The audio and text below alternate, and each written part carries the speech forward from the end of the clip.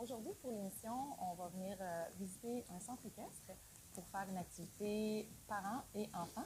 Donc, on a la chance d'avoir un centre équestre à Sainte-Dorothée, à Laval. Donc, on vient visiter les écuries Vallée des Bois. J'ai avec moi Annie Guillemette, qui est propriétaire et entraîneur à l'écurie. Bonjour Annie. Allô, allô.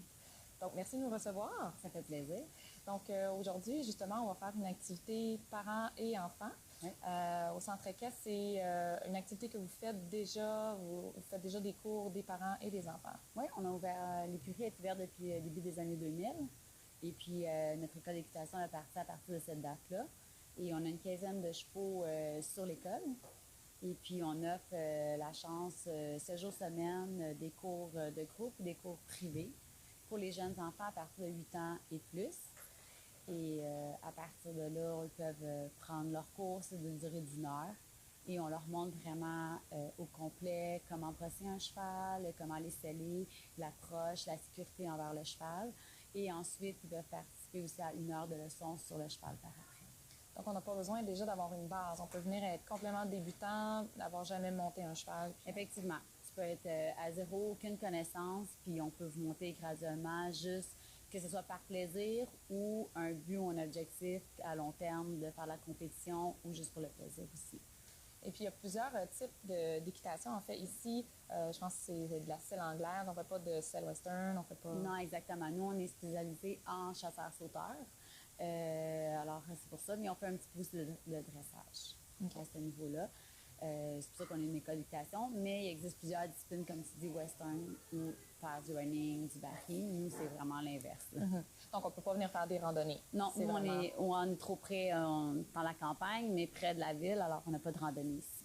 Puis là, présentement, c'est l'hiver, donc c'est encore ouvert pour les mêmes activités? Oui, on est ouvert à l'année parce qu'on a un manège intérieur. Alors, on peut garder nos activités à l'année, qui a été bâtie en 2004. OK. Donc, durant l'été, on peut faire à l'extérieur, on peut faire aussi à l'intérieur. Oui, on a 4 manèges extérieurs pour l'entraînement. Alors, on a la chance en masse de... Oui. Donc, on n'est pas obligé de posséder un cheval pour venir faire des cours. On peut tout simplement louer le cheval avec le cours, dans le fond. Exactement. Il y en a qui sont propriétaires de leurs chevaux, qui veulent se rendre dans un objectif plus à long terme, dans une nouvelle compétition. Mais mes chevaux d'école la location est inclue dans les tarifs quand tu viens prendre ta leçon. OK. Est-ce qu'il y a plusieurs niveaux à ce moment-là? Parce que je suppose qu'il doit y avoir beaucoup de gens débutants, des gens plus avancés. Donc, à ce moment-là, est-ce qu'on doit absolument avoir un cheval quand on devient plus avancé ou vous pouvez quand même faire la compétition? Sur mes 15 chevaux d'école, j'en ai au moins la moitié qui sont accès à faire la compétition.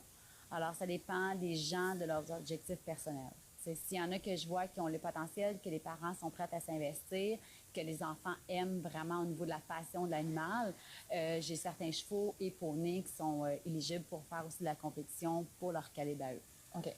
Donc, on peut aussi évoluer à long terme. Oui, effectivement. Là. OK.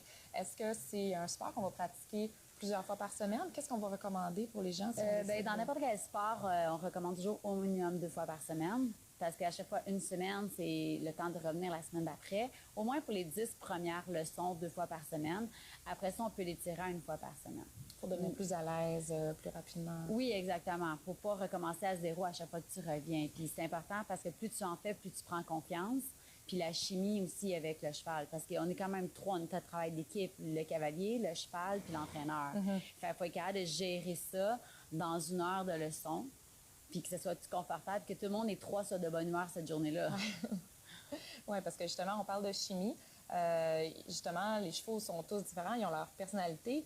Les gens aussi, bien évidemment. Donc, est-ce que ça arrive que vous allez changer des fois un cavalier avec un autre cheval? Ou Oui, ça peut arriver que j'ai opté pour un cheval avec tel cavalier, puis finalement, je m'aperçois que c'est pas la bonne équipe. Puis je vais changer automatiquement. T'sais. Autant pour la confiance où la personne peut juste être un petit peu craintive, puis je sens que le cheval devient un peu nerveux, bien par question de sécurité, on va changer de monture. Puis sinon, quand ça va bien, est-ce que les adultes ou même les enfants peuvent avoir régulièrement la même monture? Ou... Oui, si ça va bien, ils ont accès à avoir aussi la même monture selon l'horaire des leçons dans la semaine. Et parce que, étant qu'on fait des cours de groupe aussi, on va y aller aussi avec le tempérament du groupe et la chimie du groupe. Ça, c'est important. Oui. Puis, est-ce qu'on a besoin, mis à part le cheval, là, on sait qu'on peut avoir le cheval ici, mais est-ce qu'on a un équipement de base à s'acheter si dans l'avenir, on veut vraiment continuer à faire ça?